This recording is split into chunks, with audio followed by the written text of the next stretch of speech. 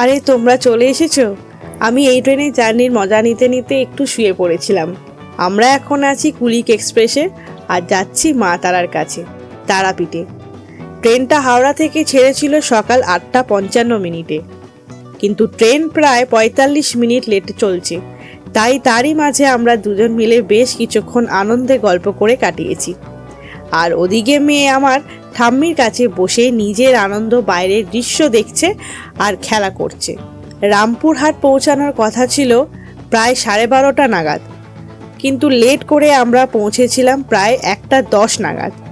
Train এসেছিল 2 নম্বর প্ল্যাটফর্মে, তাই লাগেজ নিয়ে আমরা ওভারব্রিজ দিয়ে 1 নম্বর প্ল্যাটফর্মের দিকে যাচ্ছি। আর ওখান থেকেই আমরা অটো ধরে পৌঁছে যাব তারাপীঠ মন্দিরের কাছে। বাইরে বেরিয়ে দেখি রামপুরহাট স্টেশনের বাইরেটা নতুন করে সাজাচ্ছে। যাই হোক, 250 টাকা দিয়ে অটো রিজার্ভ করে আমরা পৌঁছে গেছিলাম তারাপীঠ হোটেলের কাছে।